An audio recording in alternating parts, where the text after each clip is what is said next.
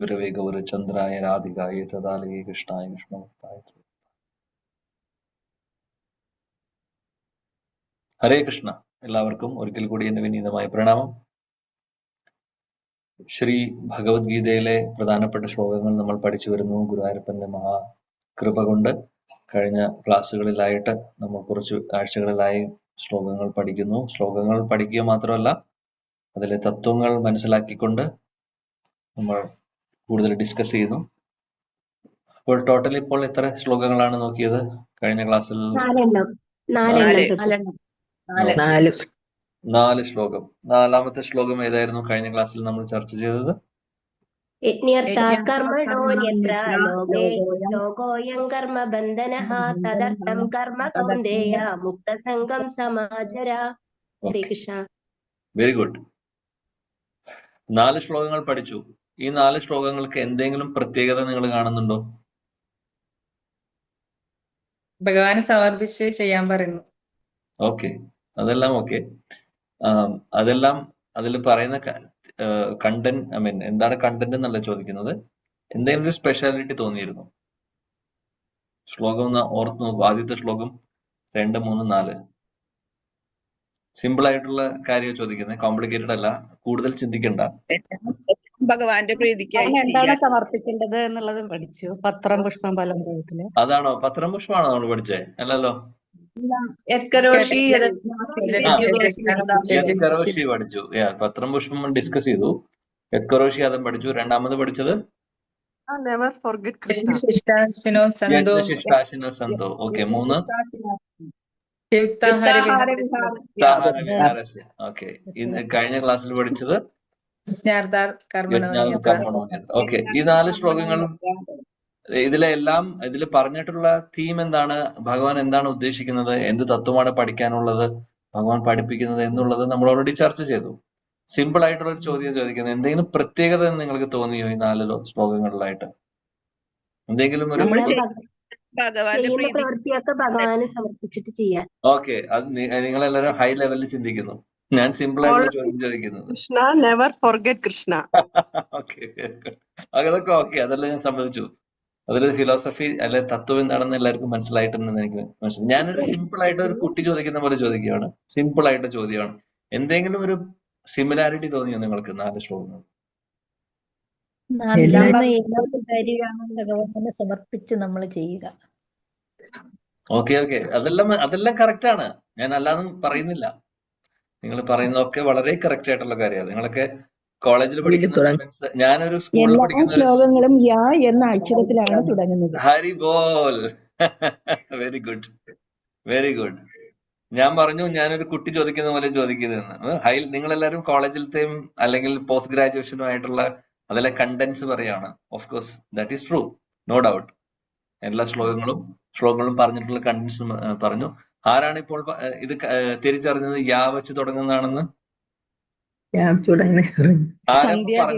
പറഞ്ഞത് ആരാണ്? സന്ധ്യാദേവി. സന്ധ്യ മാതാജി പറഞ്ഞു. Very nice. മാതാജി പറഞ്ഞു. Okay, very nice. നിങ്ങളത് ശ്രദ്ധിച്ചു അല്ലെ? ബാക്കി എല്ലാവരും പ്രഭു ചോദിക്കുന്നത് എന്തോ ഹൈ സംഭവമാണ്, വലിയൊരു കാര്യമാണെന്ന് വിചാരിച്ച് ചിന്തിക്കുകയാണ്. അതിലെ മെയിൻ ആയിട്ടുള്ള പോയിന്റ്സ് ഒക്കെയാണ് നിങ്ങൾ പറയുന്നത്. എന്നാൽ ഇങ്ങനൊരു സിമിലാരിറ്റി കൂടെ ഉണ്ട്, സ്പെഷ്യൽ ആയിട്ടുള്ളൊരു അത് പ്ലാൻ ചെയ്ത് വന്നിട്ടുള്ളതല്ല, അതങ്ങനെ ആയതാണ്. ഭഗവാന്റെ കൃപ കൊണ്ട് അടുത്തൊരു ശ്ലോകം കൂടെ ഇതുപോലെയാണ്, യാ വെച്ച തുടങ്ങുന്നത്. ഏത് ശ്ലോകമാണ് നമ്മൾ പറയില്ലേ? അപ്പോ ആദ്യം പഠിക്കുന്ന 5 ശ്ലോകങ്ങൾ തുടങ്ങുന്നത് യാ വെച്ചിട്ടാണ്.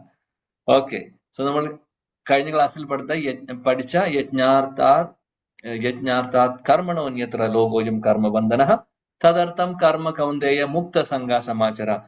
ശ്ലോകം പറഞ്ഞു, യജ്ഞങ്ങൾ, അതായത് യജ്ഞം എന്ന് ഉദ്ദേശിക്കുന്നത് നമ്മൾ ചെയ്യുന്ന എന്ത് കാര്യമാണെങ്കിലും എന്ത് കർമ്മമാണെങ്കിലും അത് എങ്ങനെയാണ് ചെയ്യേണ്ടത്?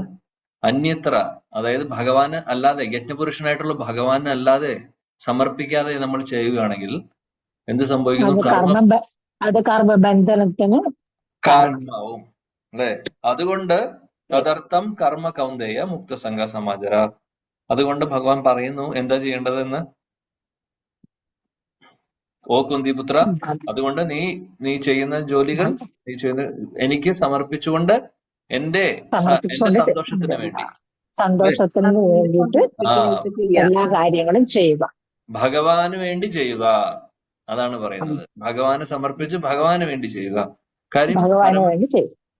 പരമദ്യോതമ പുരുഷൻ ഭഗവാന് വേണ്ടി നമ്മൾ ചെയ്യുമ്പോൾ, ഇത് നമ്മൾ എപ്പോഴും പറയുന്ന ഉദാഹരണം പോലെ, ഒരു ചെടിയുടെയും മരത്തിന്റെയും കടയ്ക്കൽ വെള്ളം ഒഴിച്ചു കൊടുത്താൽ അതിലുള്ള എല്ലാ ഭാഗങ്ങളിലേക്കും വെള്ളം എത്തുന്നു, അല്ലെ? അതേപോലെയാണ് ഭഗവാൻ. ഭഗവാനാണ് എല്ലാത്തിന്റെയും വേര്. അപ്പൊ ആ വേരിലേക്ക് വെള്ളം കൊടുക്കുവാണെങ്കിൽ അതിലുള്ള ചില്ലകൾക്കും അതിലുള്ള പുഷ്പങ്ങളുണ്ടെങ്കിൽ പുഷ്പങ്ങളും, അല്ലെങ്കിൽ എന്തൊക്കെയാണോ ഇലകൾക്കും എല്ലായിടത്തേക്കും വെള്ളം എത്തുന്ന പോലെ ഭഗവാനിലേക്ക് നമ്മൾ ഭഗവാന് സമർപ്പിക്കുകയാണെങ്കിൽ ബാക്കി എല്ലാം അതിൽ അടങ്ങുന്നു, ബാക്കിയുള്ളതെല്ലാം അതിൽ അടങ്ങുന്നു. നമുക്ക് ഏറ്റവും കൂടുതൽ ഉത്തരവാദിത്വം നമുക്കുള്ളത് ഭഗവാനോടാണ്. കാര്യം ഇതെല്ലാം തരുന്നത് അദ്ദേഹമാണ്. അപ്പോൾ അദ്ദേഹത്തോടുള്ള റെസ്പോൺസിബിലിറ്റി കഴിഞ്ഞിട്ടാണ് നമുക്ക് ആക്ച്വലി ബാക്കിയുള്ള റെസ്പോൺസിബിലിറ്റീസ് വരുന്നുള്ളൂ. ഇതൊരു സത്യമാണ്, നമുക്ക് അറിയാത്ത സത്യം, അല്ലെങ്കിൽ ക്ലിയർ അല്ലാത്ത സത്യം. പരമമായിട്ടുള്ള നമ്മുടെ ധർമ്മം എന്ന് പറഞ്ഞു കഴിഞ്ഞാൽ ആ ഭഗവാനെ സന്തോഷിപ്പിക്കുക എന്നുള്ളതാണ്. നമ്മളിപ്പോൾ എല്ലാവരും നമ്മുടെ സ്വന്തം ആളുകൾ, നമ്മുടെ ഫാമിലി മെമ്പേഴ്സ് ആവട്ടെ, വീട്ടിലുള്ള ആൾക്കാരാവട്ടെ, അവരുടെ കാര്യങ്ങൾ നോക്കി കാര്യങ്ങൾ ചെയ്യുന്നു, നമ്മുടെ കാര്യങ്ങൾ നോക്കുന്നു, നമ്മുടെ സന്തോഷങ്ങൾക്ക് വേണ്ടി നമ്മൾ പ്രവർത്തിക്കുന്നു, നമ്മുടെ ഫാമിലിയിലുള്ള ആളുകൾക്ക് വേണ്ടി പ്രവർത്തിക്കുന്നു, സുഹൃത്തുക്കൾ, അപ്പൊ നമ്മുടെ കണക്ഷനിലുള്ള നമുക്ക് ഇഷ്ടമുള്ള ആളുകൾക്ക് വേണ്ടിയിട്ട് നമ്മൾ പ്രവർത്തിക്കുന്നു. അവരുടെ സന്തോഷവും അവരുടെ മെയിൻ്റെനൻസും ഒക്കെ നമ്മൾ നോക്കുന്നു, നമ്മൾ അത് ശ്രദ്ധിക്കുന്നുണ്ട്. പക്ഷെ ഭഗവാനെ നമ്മൾ മാറ്റി നിർത്തിയിരിക്കുകയാണ്, അല്ലെങ്കിൽ വേണ്ടത്ര ശ്രദ്ധ കൊടുക്കുന്നില്ല. എന്നാൽ ശാസ്ത്രങ്ങൾ പറയുന്നു പരോധർമ്മം, പരമമായിട്ടുള്ള ധർമ്മം ഭഗവാനെ പ്രീതിപ്പെടുത്തുക എന്നുള്ളത് ആദ്യം. ഭഗവാനെ പ്രീതിപ്പെടുത്തുന്ന കാര്യം മാറ്റിവെച്ച് നമ്മൾ നമ്മുടെ ആൾക്കാരെ പ്രീതിപ്പെടുത്താൻ നോക്കിക്കഴിഞ്ഞാൽ, നമ്മുടെ ആൾക്കാരാണെന്ന് വിചാരിക്കുന്ന ആൾക്കാരെ നമ്മൾ പ്രീതിപ്പെടുത്തി മാത്രമായി കഴിഞ്ഞാൽ അത് കർമ്മബന്ധനത്തിന് കാരണമാവും. കാര്യം നമ്മൾ ഈ പറയുന്ന നമ്മുടെ എന്ന് വിചാരിക്കുന്ന ആളുകളൊക്കെ ഈ ഒരു ജന്മത്തിൽ നമുക്ക് കിട്ടിയിട്ടുള്ളതാണ്.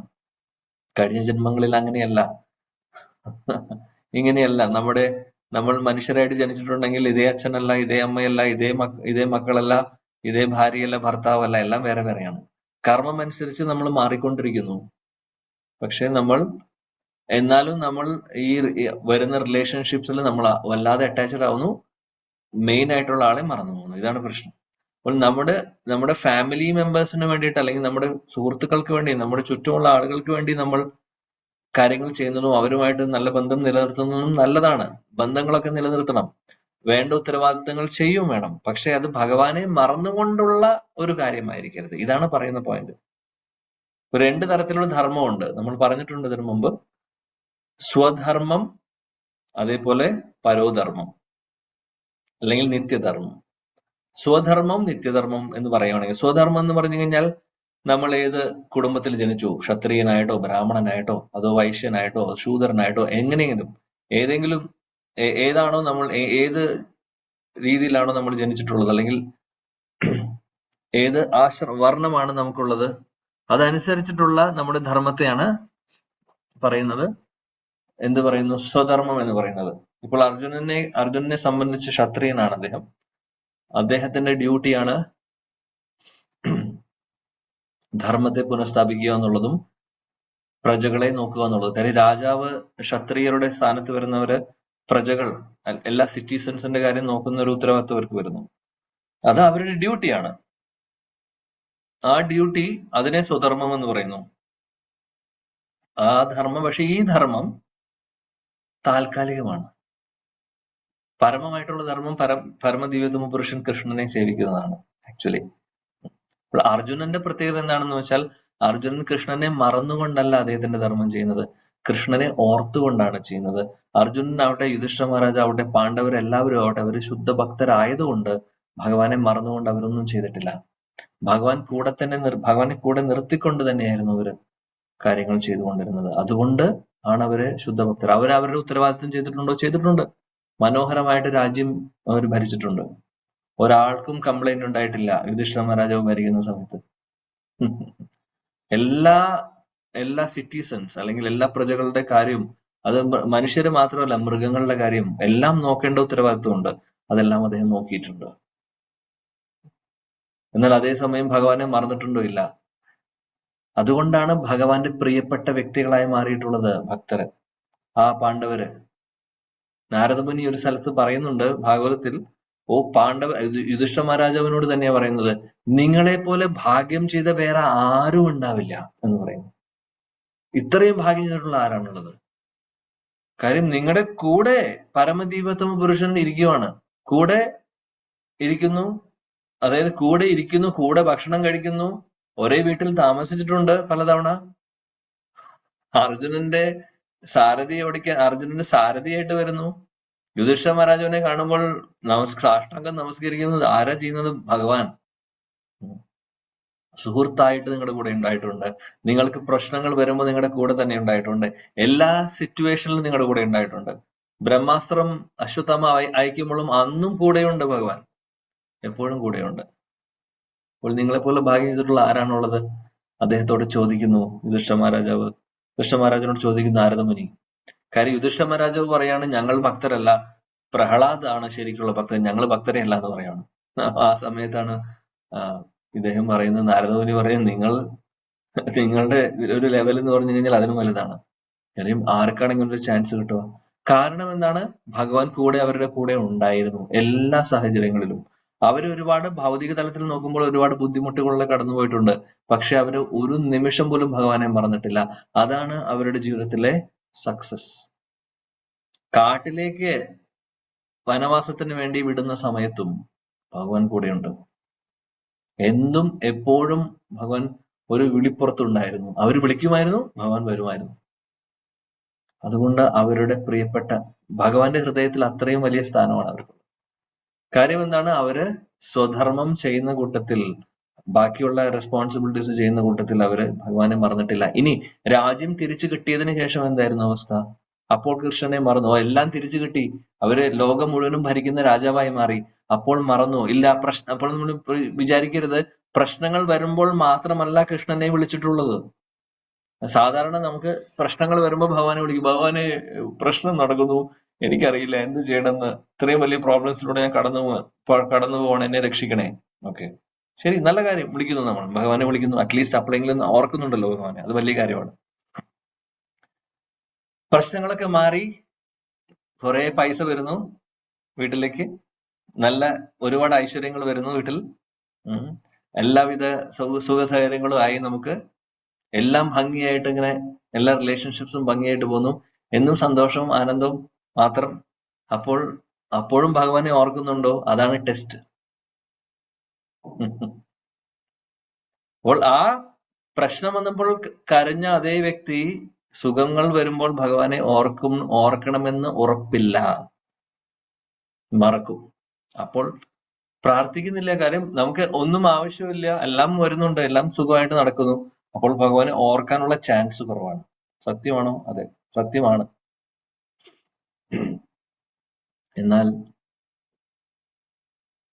എന്നാൽ പാണ്ഡവർ അങ്ങനെയല്ല ചെയ്തിട്ടുള്ളത്. പാണ്ഡവർക്ക് എല്ലാം തിരിച്ചു കിട്ടിയതിന് ശേഷവും ഭഗവാൻ കൂടെ ഉണ്ടായിരുന്നു. കാര്യം അവർ ഭഗവാനെ വിടുന്നുണ്ടായിരുന്നില്ല. ഇതെല്ലാം കഴിഞ്ഞ് ഭഗവാൻ തിരിച്ച് ദ്വാരകയിലേക്ക് പോകാൻ വേണ്ടി മടങ്ങുന്ന സമയത്ത് ഭാഗവതം പറയുന്നു, അവര് കരയുമായിരുന്നു, എല്ലാവരും കരയുമായിരുന്നു. എന്നിട്ട് എടുത്തെടുത്ത് ഭഗവാൻ ഓരോ സമയത്തും അവരെ സഹായിച്ചത് ഓർത്തെടുത്ത് പറഞ്ഞുകൊണ്ട് സ്തുതിച്ചുകൊണ്ട് ഭഗവാനോട് നന്ദി പറയുമായിരുന്നു അവർ ഓരോരുത്തരും. പ്രത്യേകിച്ചും കുന്തി മഹാറാണി. ആ ഒരു സാഹചര്യത്തിലാണ് കുന്തി മഹാറാണി പറയുന്നത്, കൃഷ്ണൻ കൃഷ്ണൻ പോവുകയാണ് തിരിച്ച്. കൃഷ്ണൻ പറയാണ്, ഇപ്പൊ എല്ലാം ഇവിടെ ശാന്തമായി, രാജ്യമെല്ലാം തിരിച്ചു കിട്ടി, രാജ്യമല്ല ലോകം മുഴുവനും ഭരിക്കുന്ന രാജാവായി മാറിയ യുധിഷ്ഠിര മഹാരാജാവ്. അങ്ങനെ എല്ലാം ഒന്ന് ശാന്തമായതിനു ശേഷം അദ്ദേഹം തിരിച്ച് അദ്ദേഹത്തിന്റെ വീട്ടിലേക്ക് പോവാണ്. ദ്വാരകയിലേക്ക് പോകാൻ നിൽക്കുന്ന സമയത്ത് തന്നെ ഇവരെല്ലാവരും കാല് പിടിച്ച് പറയുന്നത്, പോകരുത്, കുറച്ചു ദിവസം കൂടെ ഞങ്ങളുടെ കൂടെ നിൽക്കണം. ആ സമയത്ത് ആണ് കുന്തി മഹാറാണി ഭഗവാനെ സ്തുതിക്കുന്നതും അവിടെ പറയുന്നതും, കൃഷ്ണ, ഞങ്ങൾക്ക് അങ്ങേ പിരിയാൻ വയ്യ, ഞങ്ങളെ എല്ലാ സാഹചര്യങ്ങളിലും അങ്ങ് കൂടെ ഉണ്ടായിട്ടുണ്ട്. കുന്തി മഹാറാണി പ്രാർത്ഥിക്കുവാണ്, അങ്ങ് വിട്ടുപോവാണ് ഇന്ന്, ഞങ്ങളെ വിട്ട് തിരിച്ച് ദ്വാരകയിലേക്ക് പോകുന്നു. ഞങ്ങൾ ആഗ്രഹിക്കുന്നു ഞങ്ങളുടെ ജീവിതത്തിൽ ഇനിയും പ്രശ്നങ്ങൾ ഉണ്ടാവട്ടെ, എപ്പോഴും പ്രശ്നങ്ങൾ മാത്രം മതി, അങ്ങനെയാണെങ്കിൽ അങ്ങ് എപ്പോഴും ഞങ്ങളുടെ കൂടെ ഉണ്ടാവും. എന്ത് പ്രാർത്ഥനയാണെന്ന് ആലോചിച്ച് നോക്കൂ. ഞങ്ങൾക്ക് ഈ സുഖ സൗകര്യങ്ങളൊന്നും വേണ്ട, അങ്ങ് മാത്രം മതി. അതുകൊണ്ട് വിപത്തുകൾ ഇനിയും ഇനിയും വരാൻ ഞാൻ ആഗ്രഹിക്കുന്നു. കാര്യം എന്താണ്? അങ്ങ് അപ്പോൾ ഞങ്ങളുടെ കൂടെ തന്നെ ഉണ്ടാവും.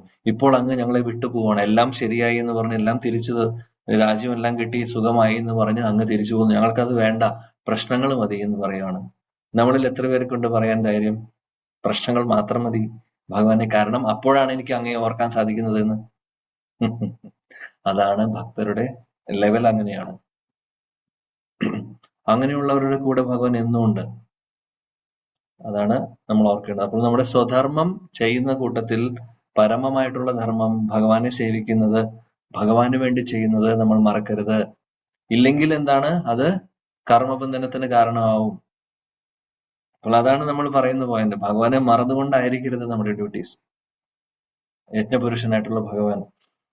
ഈവൻ നോക്കുവാണെങ്കിൽ നമ്മൾ അന്യദേവതമാരെ പൂജിക്കുന്ന കാര്യമാവട്ടെ, അവർക്ക് വേണ്ടി ചെയ്യുന്ന കാര്യങ്ങളാവട്ടെ, അല്ലെങ്കിൽ നമ്മൾ എന്തെങ്കിലും പൂജകൾ ചെയ്യുന്നു, എന്തെങ്കിലും യജ്ഞങ്ങൾ ചെയ്യുന്നു, ആർക്ക്? അന്യദേവതമാർക്ക്. അത് ബ്രഹ്മാവനോ ഭഗവാൻ ശിവൻ വേണ്ടിയിട്ടോ, അല്ലെങ്കിൽ ഇന്ദ്രൻ, ചന്ദ്രൻ, അല്ലെങ്കിൽ അങ്ങനെ, അതായത് മഴ പെയ്യുവാൻ വേണ്ടിയിട്ട്. മഴ പെയ്താലേ കൃഷി നടക്കുകയുള്ളൂ, മഴ പെയ്താലേ ബാക്കി കാര്യങ്ങളൊക്കെ ഇവിടെ ആളുകൾക്ക് ജീവിക്കാൻ സാധിക്കുകയുള്ളൂ. അപ്പോൾ ഇന്ദ്രപൂജ നടത്തുന്നവരുണ്ടാവും, ബ്രഹ്മാവിനെ പൂജിക്കുന്നവരുണ്ടാവും, ഭഗവാൻ ശിവനെ പൂജിക്കുന്നവരുണ്ടാവും, ഭഗവാൻ ശിവനെയും പാർവതി ദേവിയും പൂജിക്കുന്നവരുണ്ടാവും. കാര്യം ഐശ്വര്യം വരാൻ വേണ്ടിയിട്ടും, അല്ലെങ്കിൽ നല്ല ഭാര്യയെ കിട്ടാൻ വേണ്ടി പലവരും, അല്ലെങ്കിൽ നല്ല പാർട്ട്ണറിനെ കിട്ടാൻ വേണ്ടി പാർവതി ദേവിയെ ആരാധിക്കുന്നവരുണ്ട്. മഹാദേവൻ ശിവനെ ആരാധിക്കുന്നവരുണ്ട്, ഒരുപാട് ഭൗതിക സുഖങ്ങൾ കിട്ടാൻ വേണ്ടി, അല്ലെങ്കിൽ ഒരുപാട് ധനം കിട്ടാനോ, അല്ലെങ്കിൽ എന്തെങ്കിലും അങ്ങനെയുള്ള ഭൗതികമായിട്ടുള്ള കാര്യങ്ങൾ, ആഗ്രഹങ്ങൾ നടത്താനോ. ഇതൊക്കെ ചെയ്യുന്നത് ആക്ച്വലി അത് ശരിയായിട്ടുള്ള ഒരു കാര്യമല്ല. കാര്യം നമ്മൾ ഈ ദേവതമാരോട് ഇതൊന്നും ചോദിക്കേണ്ട ആവശ്യവുമില്ല. അതല്ല നമ്മൾ ചെയ്യേണ്ടത്. നമ്മളെല്ലാവരും താൽക്കാലികമായിട്ടുള്ള കാര്യങ്ങൾ നടക്കാൻ വേണ്ടിയിട്ട് അതിനുവേണ്ടി ദേവതമാരോട് ചോദിക്കുകയാണ്. ദേവതമാർക്ക് ഇത് തരാനുള്ള ശക്തിയുണ്ട്, ശരിയാണ്. പക്ഷെ അവരാരും ആഗ്രഹിക്കുന്നില്ല നമ്മളെ ഈ ലോകത്ത്, ഈ കർമ്മ ഭൂമിയിൽ, അല്ലെങ്കിൽ ഈ ലോകത്ത് നമ്മളെ ഇവിടെ പിടിച്ചു നിർത്താൻ വേണ്ടിയിട്ട് ആഗ്രഹിക്കുന്നില്ല. കാര്യം അവരൊക്കെ ഭഗവാന്റെ ഭക്തരായതുകൊണ്ട് അവരൊക്കെ ആഗ്രഹിക്കുന്നത് നമ്മളെല്ലാവരും ഭഗവാന്റെ അടുത്തേക്ക് തിരിച്ചു പോകുന്ന ഒരു ദിവസം കാത്തിരിക്കുകയാണ് അവരൊക്കെ, ഭഗവാൻ ശിവനൊക്കെ. അങ്ങനെയുള്ള അവരോട് പോയി നമ്മൾ ചോദിക്കുകയാണ്, ഇവിടെ ജീവിക്കാൻ വേണ്ടി എനിക്ക് അത് വേണം, ഇത് വേണം, അതുകൊണ്ട് എന്നെ സഹായിക്കൂ, അല്ലെങ്കിൽ എനിക്ക് ഇത് തരൂ, ആ വരം തരൂ, ഈ വരം തരൂ, ഇത് തരൂ, അത് തരൂ, പൈസ തരൂ, അങ്ങനെ പല കാര്യങ്ങളും ചോദിക്കുന്നു. അവര് മനസ്സില്ലാ മനസ്സോടെ നമുക്ക് തരുന്നു. മനസ്സില്ലാ മനസ്സോടെ എന്ന് പറഞ്ഞു കഴിഞ്ഞാൽ അവർ നടത്തി തരുന്നു. കാര്യം അവരെ സ്തുതിക്കുമ്പോൾ, അവർക്ക് വേണ്ടി യജ്ഞങ്ങൾ ചെയ്യുമ്പോൾ, പൂജകൾ ചെയ്യുമ്പോൾ അവർക്ക് അത് അത് കണ്ടിട്ടും കണ്ടു എന്ന് നടിക്കാതിരിക്കാൻ സാധിക്കില്ല. കാര്യം അവർ സുരന്മാരാണ്, ഭക്തരാണ് ഭഗവാന്റെ. അവർക്ക് അതിന് തിരിച്ച് എന്തെങ്കിലും തന്നേ പറ്റൂ. അതുകൊണ്ട് അവർ തരുന്നതാണ്. എന്നാൽ ആഗ്രഹം അവർക്കില്ല. എന്നാൽ നമ്മൾ ഭഗവാൻ വിഷ്ണുവിനെ സേവിക്കുകയാണ്, ഭഗവാൻ കൃഷ്ണനെ നമ്മൾ സേവിക്കുന്നു, ആരാധിക്കുന്നു എന്നുണ്ടെങ്കിൽ ഏറ്റവും കൂടുതൽ സന്തോഷിക്കുന്നത് ഈ ദേവതമാരായിരിക്കും. കാര്യം അവരുടെ ആരാധ്യ പുരുഷനാണ് ഭഗവാൻ. അവര് ആരാധിക്കുന്നത് ഭഗവാനെയാണ്. അപ്പോൾ അവരുടെ ബോസിനെ നമ്മൾ ആരാധിക്കുകയാണെങ്കിൽ തീർച്ചയായിട്ടും അവർക്ക് നമ്മളോടൊരു സ്നേഹം കൂടുതലേ ഉണ്ടാവുള്ളൂ. അവർക്ക് ഒരിക്കലും നമുക്ക് തോന്നുന്ന പോലെ ഒരു സ്വാർത്ഥത അവർക്കില്ല. നമുക്കാണെങ്കിൽ പറയൂ, എന്നെ എന്തുകൊണ്ട് മൈൻഡ് ചെയ്യുന്നില്ല, അപ്പുറത്തെ ആളെ നോക്കുന്നു, ആദ്യം എന്റെ കാര്യം, എന്നെ സേവിക്കൂ, അല്ലെങ്കിൽ എനിക്ക് വേണ്ടി കാര്യങ്ങൾ ചെയ്യുക, എന്നിട്ട് അപ്പുറത്ത് നമ്മളല്ലേ ആദ്യം പരിചയപ്പെട്ടത്, അപ്പൊ എന്റെ കാര്യം കഴിഞ്ഞിട്ട് അടുത്ത ആളുടെ അടുത്തേക്ക് പോയാൽ മതി എന്ന് പറയുന്ന ചിന്താഗതി നമുക്ക് മാത്രമേ ഉള്ളൂ. അന്യ ദേവതമാർക്ക് അങ്ങനെയില്ല. ദേവതമാർ ആഗ്രഹിക്കുന്നത് ഭഗവാനെ സേവിക്കുകയാണെങ്കിൽ അവർ ഹാപ്പിയാണ്. എന്നാൽ നമ്മളെ പഠിപ്പിക്കാൻ വേണ്ടി, പാഠങ്ങൾ പഠിപ്പിക്കാൻ വേണ്ടി ചില സമയങ്ങളിൽ ഈ അന്യ ദേവതമാര്, ഭഗവാന്റെ ഭക്തരായിട്ടുള്ള ദേവതമാര് കുറച്ച് കാര്യങ്ങളൊക്കെ ചെയ്യും. ഭഗവാൻ അവരെ പല തത്വങ്ങൾ പഠിപ്പിക്കാൻ വേണ്ടിയിട്ടും ഒക്കെ പല ലീലകൾ ചെയ്യുവാനും വേണ്ടിയിട്ടും അവരെ ഉപകരണമായിട്ട് ഉപയോഗിക്കുന്നുണ്ട് ഭഗവാൻ നമ്മളെ പഠിപ്പിക്കാൻ. ഉദാഹരണത്തിന് ഇന്ദ്രന്റെ കാര്യം തന്നെ നോക്കിക്കഴിഞ്ഞാൽ, ഇന്ദ്രൻ ഭഗവാന്റെ ഭക്തനാണ്, ശരിക്കും നല്ല ഭക്തനാണ്. അല്ലെങ്കിൽ ആ ഭഗവാൻ ഇന്ദ്രദേവന് ആ ഒരു സ്ഥാനം കിട്ടില്ല. എന്നാലും ചില സമയങ്ങളിൽ കാണാം ഇന്ദ്രൻ അത് ചെയ്യുന്നത്, അതായത് പല കാര്യങ്ങളും ചെയ്യുമ്പോൾ നമ്മൾ വിചാരിക്കും എന്തുകൊണ്ട് ഇദ്ദേഹം അങ്ങനെ ചെയ്യുന്നു. എന്നാൽ അവര് നമ്മളെ വലിയ തത്വങ്ങൾ പഠിപ്പിക്കാൻ വേണ്ടിയിട്ട് ചെയ്യുന്നതാണ്. ഇവിടെ ഈ ഒരു ശ്ലോകവുമായിട്ട് ബന്ധപ്പെട്ട് ഒന്ന് നോക്കിക്കഴിഞ്ഞാൽ നമ്മൾ പറഞ്ഞു കർമ്മബന്ധനത്തിന് കാരണമാവും ഭഗവാന് സമർപ്പിക്കാതെ ഭഗവാന്റെ സന്തോഷത്തിനല്ലാതെ നമ്മൾ കർമ്മങ്ങളോ യജ്ഞങ്ങളോ ചെയ്യുകയാണെങ്കിൽ അത് കർമ്മബന്ധനത്തിന് കാരണമാവുന്നുള്ളത്. ഇൻക്ലൂഡിങ് നമ്മൾ ഭഗവാനെ മാറ്റിവെച്ചുകൊണ്ട് അന്യദേവതമാർക്ക് വേണ്ടിയിട്ടാണ് നമ്മൾ യജ്ഞങ്ങൾ ചെയ്യുന്നത്, കർമ്മങ്ങൾ ചെയ്യുന്നത് എന്നുണ്ടെങ്കിലും കർമ്മബന്ധനത്തിന് കാരണമാവും അതും നമ്മൾ ഓർക്കണം. നമ്മൾ നമ്മുടെ ഇന്ദ്രിയ സുഖഭോഗങ്ങൾക്ക് വേണ്ടിയിട്ട് ആയിട്ടുള്ള കാര്യങ്ങളോ ഈവൻ അന്യദേവതമാർക്ക് വേണ്ടിയിട്ടാണ് ചെയ്യുന്നതെന്നുണ്ടെങ്കിലും അതും നമ്മളെ സഹായിക്കുന്നില്ല, ഭൗതിക ലോകത്ത് നിന്ന് വിടാൻ നമ്മളെ സഹായിക്കുന്നില്ല. അപ്പൊ കർമ്മങ്ങൾ ചെയ്യുമ്പോൾ വളരെയധികം ശ്രദ്ധിക്കേണ്ട കാര്യമാണ്. രണ്ടാമത്തെ ഒരു കാര്യം എന്താണെന്ന് വെച്ചാൽ ഭഗവാന് സമർപ്പിക്കാത്ത കാര്യങ്ങളാണെങ്കിൽ അതിൽ ഒരുപാട് ചിലപ്പോൾ നമ്മൾ പുണ്യമായിട്ടുള്ള ഒരു കാര്യമായിരിക്കും ചെയ്യുന്നുണ്ടാവുക, ശാസ്ത്രങ്ങളിൽ പറയുന്നതനുസരിച്ചിട്ടുള്ള പുണ്യമായിട്ടുള്ള കാര്യമായിരിക്കും. പക്ഷെ അത് വേണ്ട രീതിയിൽ ഭഗവാൻ വിഷ്ണുവിനോ കൃഷ്ണനോ യജ്ഞപുരുഷനെ സമർപ്പിക്കാതെയാണ് ചെയ്യുന്നുണ്ടെങ്കിൽ എന്ത് സംഭവിക്കുന്നു വെച്ചാൽ ചിലപ്പോൾ നമ്മൾ ചെയ്യുന്ന കാര്യങ്ങൾ അതിന്റെ എന്താ പറയുക എഫക്റ്റ് വരുവാണെങ്കിൽ പോസിറ്റീവ് ആണെങ്കിൽ പോസിറ്റീവായിട്ട് നല്ല രീതിയിൽ ചിലപ്പോൾ ഭൗതിക തലത്തിലുള്ള നേട്ടങ്ങളൊക്കെ ഉണ്ടാവും. പക്ഷെ ആ ചെയ്യുന്ന കർമ്മം മര്യാദയ്ക്ക് ശരിയായിട്ടുള്ള രീതിയിലല്ല നമ്മൾ ചെയ്യുന്നുണ്ടെങ്കിൽ അതിൽ അപകടങ്ങളും ഉണ്ട്. കാര്യം അത് വേണ്ട രീതിയിൽ അല്ല ശാസ്ത്രവിധി പ്രകാരം അല്ല ചെയ്യുന്നുണ്ടെങ്കിൽ അത് ചിലപ്പോൾ നമുക്ക് വിനാശത്തിനും കാരണമാവും. അത് ചിലപ്പോൾ ഓപ്പോസിറ്റ് ഒരു എഫക്റ്റ് ഉണ്ടാക്കും. കേട്ടിട്ടില്ലേ, നമ്മൾ ചിലപ്പോൾ ചില കാര്യങ്ങൾ ചെയ്യുമ്പോൾ അത് പ്രോപ്പറായിട്ട് ചെയ്തില്ലെങ്കിൽ നമ്മൾ കേട്ടിട്ടുണ്ട് ചില പൂജകളോ അല്ലെങ്കിൽ ചില യജ്ഞങ്ങളൊക്കെ ചെയ്യുന്ന സമയത്ത് പ്രോപ്പറായിട്ട് നമ്മൾ മന്ത്രങ്ങൾ ചൊല്ലിക്കൊണ്ട് ചെയ്തില്ലെങ്കിൽ പോസിറ്റീവായിട്ട് നടക്കണതിന് പകരം അതിനെ നെഗറ്റീവായിട്ട് നമുക്ക് തിരിച്ച് ചിലപ്പോൾ അത് നമ്മൾ പ്രോപ്പറായിട്ടല്ല ചെയ്യുന്നുണ്ടെങ്കിൽ അതിന് തിരിച്ചൊരു ഓപ്പോസിറ്റ് റിയാക്ഷൻ ഉണ്ടാവാനുള്ള സാധ്യതയുണ്ട്. എന്നാൽ ഭഗവാൻ വിഷ്ണുവിനും കൃഷ്ണനും വേണ്ടി ചെയ്യുന്നത് ഒന്നും അങ്ങനെ സംഭവിക്കില്ല. അപ്പോൾ ഈ രണ്ട് തത്വങ്ങളും ഈ രണ്ട് കാര്യങ്ങളോട് നമുക്ക് ഓർക്കാം. ഈ ഒരു ശ്ലോകമായിട്ട് കണക്റ്റഡ് ആയിട്ട് നോക്കുവാണെങ്കിൽ, ഭാഗവത്തിൽ നോക്കുവാണെങ്കിൽ ആദ്യത്തെ ഒരു ഉദാഹരണം നമുക്ക് പഠിക്കുവാണെങ്കിൽ ദശമസ്കന്ധത്തില് ഒരു സെക്ഷൻ ഉണ്ട്. വൃന്ദാവനത്തിൽ ഭഗവാൻ ഉള്ള സമയത്ത് ഒരു ദിവസം നന്ദ മഹാരാജാവും മറ്റുള്ള എല്ലാവരും കൂടെ ചേർന്ന്, വൃന്ദാവന വ്രജവാസികൾ എല്ലാവരും ചേർന്ന് ഒരു യജ്ഞത്തിന് ഒരുങ്ങുകയാണ്. വലിയൊരു യജ്ഞം ചെയ്യാൻ വേണ്ടിയിട്ട്. യജ്ഞം എന്ന് പറഞ്ഞു കഴിഞ്ഞാൽ അതിനു വേണ്ടിയിട്ടുള്ള ഒരുപാട് സാമഗ്രികളൊക്കെ ഒരുക്കിയിട്ടുണ്ട്. വൃന്ദാവനത്തിലെ പശുക്കളിൽ നിന്നുള്ള പാലും തൈരും വെണ്ണയും നെയ്യും ഒക്കെ ആയിട്ട് എല്ലാ ഉൽപ്പന്നങ്ങളും, പിന്നെ അവരുടെ കൃഷിയിൽ നിന്ന് കിട്ടിയിട്ടുള്ള എല്ലാ ആദായങ്ങളും എല്ലാം അവരെടുത്ത് അങ്ങനെ യജ്ഞത്തിന് ഒരുങ്ങുകയാണ് ചെയ്യുന്നത്. അങ്ങനെ എല്ലാം ഒരുക്കി വെക്കുന്ന സമയത്ത് കൃഷ്ണൻ ചെറിയ കുട്ടിയാണെന്ന്. കൃഷ്ണൻ അച്ഛനോട് ചോദിക്കുന്നു, ഇതൊക്കെ എന്താണ് ചെയ്യുന്നത്? എനിക്കൊന്നും മനസ്സിലാവുന്നില്ല. നിങ്ങൾ ഇത്രയും വലിയ കാര്യമായിട്ട് ഇവിടെ എന്തോ ഒരു വലിയൊരു ഫംഗ്ഷൻ നടക്കാൻ പോവാണല്ലോ, എന്താണ് ഈ സംഭവം എന്ന് ചോദിക്കും നന്ദ മഹാരാജാവിനോട്. ആ സമയത്ത് നന്ദ മഹാരാജാവ് പറയും, ശരിയാണ് നീ പറഞ്ഞത്, വലിയൊരു യജ്ഞം നടക്കാൻ പോവാണ്, ഇവിടെ വലിയൊരു കാര്യം നടക്കാൻ പോവാണ്, ഇന്ദ്രപൂജ നടക്കാൻ പോവാണ് എന്ന് പറഞ്ഞു. ഇന്ദ്രപൂജ നടക്കാൻ പോവാണെന്ന് പറഞ്ഞപ്പോൾ കൃഷ്ണൻ ചോദിച്ചു, ഇന്ദ്രപൂജയോ? അതെന്തിനാണ് ഇന്ദ്രപൂജ ചെയ്യുന്നത്? അപ്പോൾ നന്ദ മഹാരാജാവ് പറഞ്ഞു, ഇന്ദ്രദേവൻ അദ്ദേഹമാണ് നമുക്ക് മഴ തരുന്നത്. അദ്ദേഹത്തിന്റെ മഹാകാരുണ്യം കൊണ്ടാണ് നമുക്ക് മഴ ലഭിക്കുന്നതുകൊണ്ട് നമുക്ക് കൃഷി നടക്കുന്നതും, അതുകൊണ്ട് മഴയുള്ളത് കൊണ്ട് ഇവിടെ പുല്ലുകൾ വളരുന്നു, ചെടികൾ വളരുന്നു, എല്ലാം വളരുന്നു, നമ്മുടെ പശുക്കൾക്ക് വേണ്ട ഭക്ഷണമെല്ലാം കിട്ടുന്നുണ്ട്, അതേപോലെ കൃഷിയെല്ലാം ഭംഗിയായി നടക്കുന്നു, വേണ്ട പച്ചക്കറികളും ധാന്യങ്ങളും ഒക്കെ കിട്ടുന്നു. ഇതെല്ലാം ഇന്ദ്രദേവന്റെ അനുഗ്രഹം കൊണ്ടാണ്, അതുകൊണ്ട് ഇന്ദ്രപൂജ നടത്തുവാണ് എന്ന് പറഞ്ഞു. കൃഷ്ണൻ ഉടനെ പറഞ്ഞു, ആ സമയത്ത് ചെറിയ കുട്ടിയാണ്, കൃഷ്ണൻ അറിയാത്ത കാര്യങ്ങളില്ലല്ലോ. ആ സമയത്ത് കൃഷ്ണൻ പറഞ്ഞു, എന്തിനാണ് ഇന്ദ്രപൂജ ചെയ്യുന്നത്? ഇന്ദ്രൻ എന്ന് പറയുന്നത് വിഷ്ണുവിന്റെ സേവകനാണ്. വിഷ്ണുവിന്റെ സേവകനാണ് ഇന്ദ്രൻ. ഇന്ദ്രൻ മഴ തരുന്നു, ശരിയാണ്. മഴ തരുന്നത് കൊണ്ട് നമുക്ക് ഇതെല്ലാം കാര്യങ്ങളൊക്കെ നടക്കുന്നുണ്ട് ഇവിടെ. എന്നാലും നമ്മൾ ഇന്ദ്രനെ പൂജിക്കേണ്ട ആവശ്യമുണ്ടോ? അതിന്റെ ആവശ്യമുണ്ടോ? അതോ ഭഗവാൻ വിഷ്ണുവിനെ പൂജിച്ചാൽ പോരെ? എന്തിനാണ് ഇങ്ങനെ ഒരു ഇന്ദ്രപൂജ നടത്തുന്നത്? കാര്യം ഇന്ദ്രൻ ആരുടെ അടിയിലാണുള്ളത്? വിഷ്ണുവിന്റെ അടിയിലാണുള്ളത്. അതുകൊണ്ട് അതിന്റെ ആവശ്യമുണ്ടോ എന്ന് ചോദിക്കുന്നു.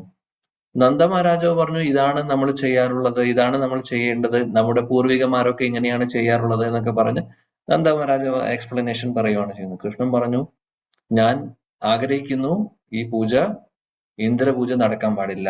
നേരെ മറിച്ച് നിങ്ങൾ ചിന്തിക്കണം, ഇവിടെ ഇതെല്ലാം നടക്കുന്നത് മഴ കിട്ടുന്നു, അതേപോലെ തന്നെ എല്ലാ പച്ചക്കറികളും പഴങ്ങളും വളരുന്നുണ്ട്, അതേപോലെ തന്നെ പശുക്കൾക്ക് പുല്ല് ഉണ്ട്.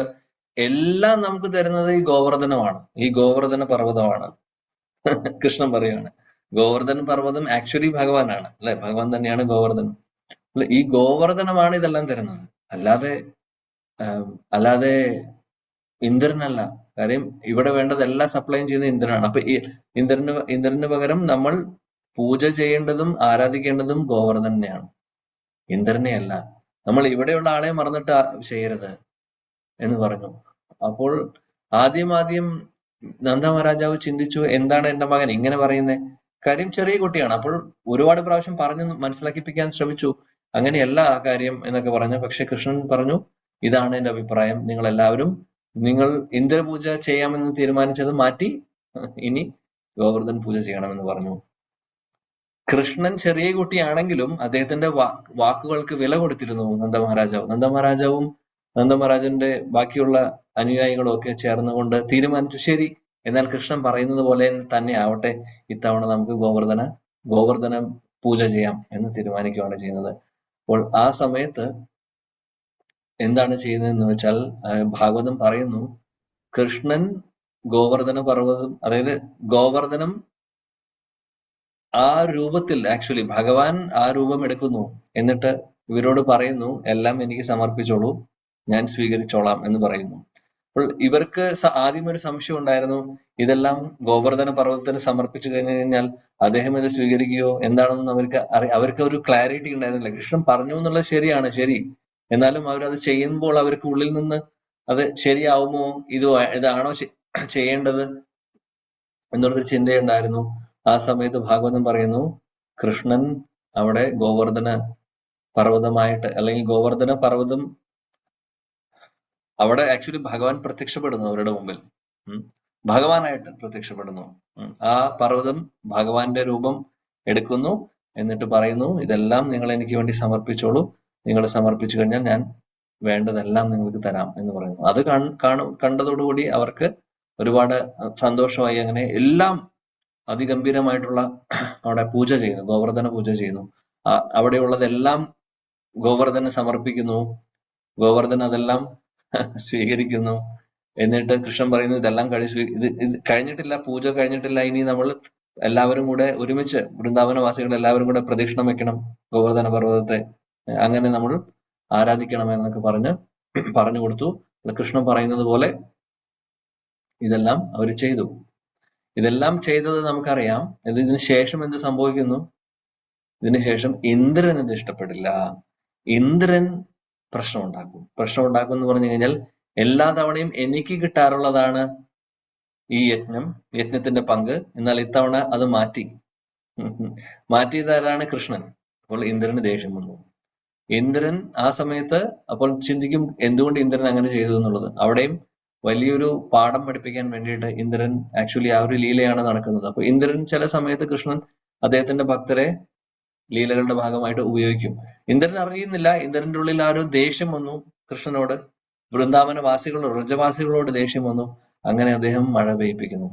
അത് സംവർത്തക മേഘങ്ങളോട് പറഞ്ഞ് മഴ പെയ്യുവാണ്. സംവർത്തക എന്ന് പറഞ്ഞു കഴിഞ്ഞു കഴിഞ്ഞാൽ പ്രളയം നടക്കുന്ന സമയത്ത് ഉണ്ടാവുന്ന മേഘങ്ങളാണ്. അതിൽ നിന്നുള്ള മഴ എന്ന് പറഞ്ഞു കഴിഞ്ഞു കഴിഞ്ഞാൽ, അതായത് ഓരോ പില്ലർ വരുന്ന പോലെയാണ് അതിൽ ഓരോ തുള്ളികൾ, ഓരോ തൂണുകൾ വരുന്ന ശക്തിയും അത്രയും വെള്ളമാണ് ഒരു ഡ്രോപ്പിൽ വരുന്നത്. അതാണ് അത്രയും ശക്തിയുള്ള മഴയായിരുന്നു അന്ന് പെയ്തത്.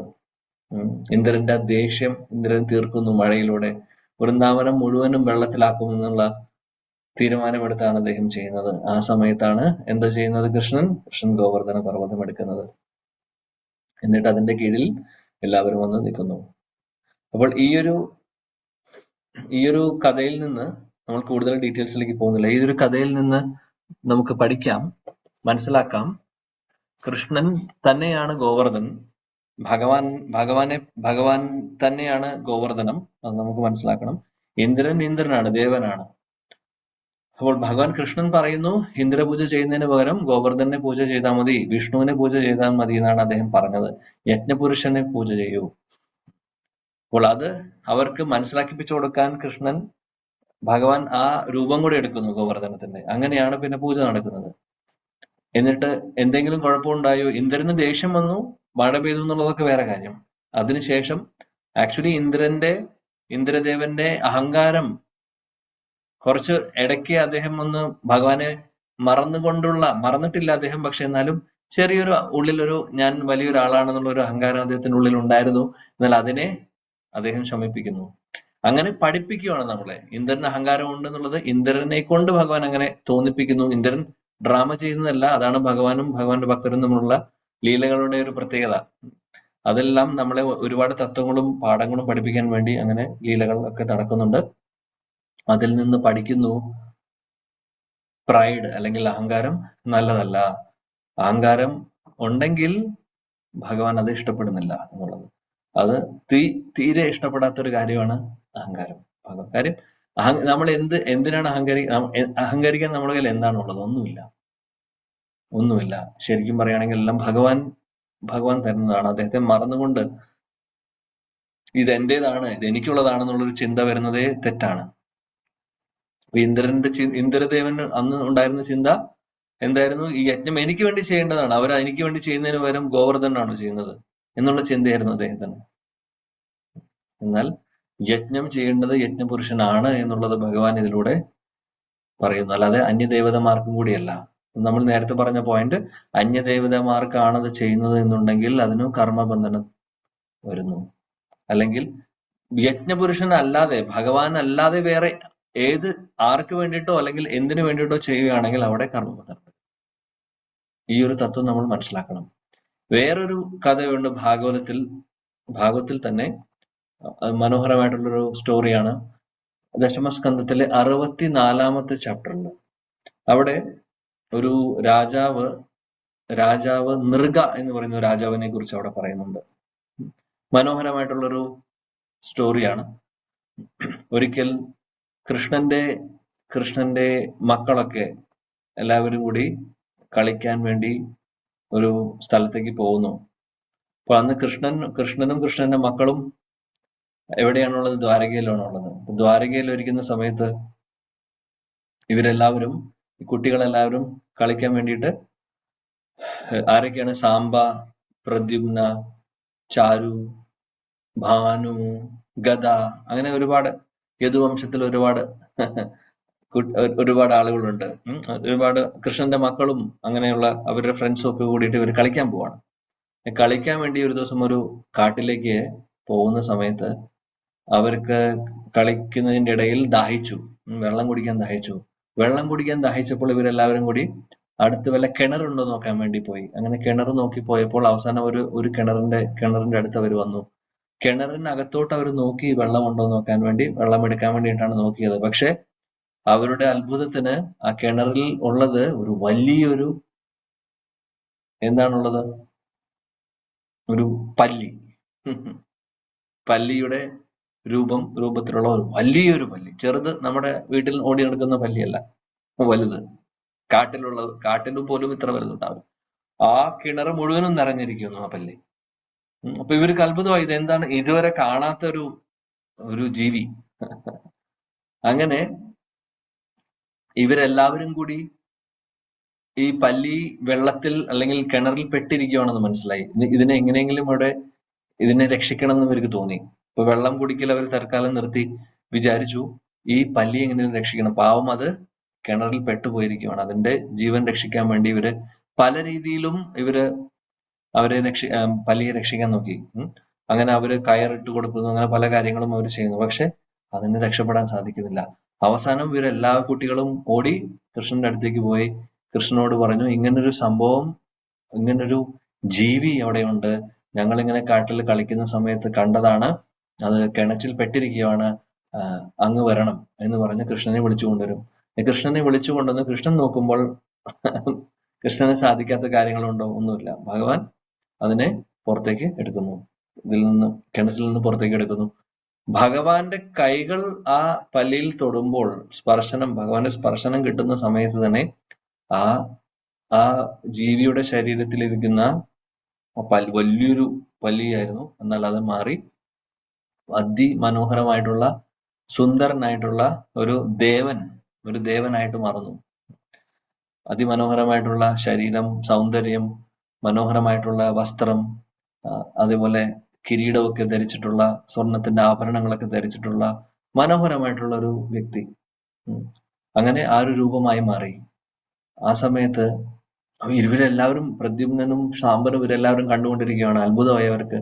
എന്താണ് സംഭവിച്ചത്? അച്ഛൻ തൊട്ടപ്പോഴേക്കും ഈ പല്ലി മാറി ഒരു ദേവനായി മാറുന്നു. ആ സമയത്ത് കൃഷ്ണൻ ചോദിക്കുന്നു, കൃഷ്ണൻ അറിയാം ആരാണെന്നും, ഭഗവാൻ അറിയാത്ത കാര്യങ്ങളല്ലല്ലോ. എന്നാൽ കൃഷ്ണൻ ചോദിക്കുന്നു, നിങ്ങൾ ആരാണ്? ഇത് നിങ്ങളെ കണ്ടിട്ടില്ലല്ലോ, എന്തു പറ്റി? നിങ്ങൾ ഇത്രയും സൗന്ദര്യമുള്ള, ഇത്രയും ഭംഗിയുള്ള ഒരു വ്യക്തിയാണ്, നിങ്ങൾ ഒരു ദേവനാണെന്ന് എനിക്ക് മനസ്സിലായി. എങ്ങനെയാണ് നിങ്ങൾക്ക് ഈ ഒരു ശരീരം, ഈ പല്ലിയുടെ ശരീരം നിങ്ങൾക്ക് എങ്ങനെ കിട്ടി? എന്തുകൊണ്ടാണ് നിങ്ങൾ ഈ പല്ലി ശരീരത്തിലിരിക്കുന്നത്? ഞങ്ങൾക്ക് ഇതൊന്ന് പറഞ്ഞു തരുമെന്ന് ചോദിക്കുകയാണ് ചെയ്യുന്നത്. ആ സമയത്ത് ഇദ്ദേഹം ഇദ്ദേഹം പറയുവാണ്, ഈ നൃഗ എന്ന് പറയുന്ന രാജാവാണ്. നൃഗ എന്ന് പറയുന്ന രാജാവ്, അദ്ദേഹത്തിന് ദേവന്മാരുടെ ശരീരം കിട്ടിയിരിക്കുകയാണ്. കാര്യം അദ്ദേഹം ആദ്യം ഇവിടെ ഭൂമിയിൽ ഉണ്ടായിരുന്ന സമയത്ത് കുറച്ച് കാര്യങ്ങൾ നടന്നിട്ടുണ്ട്.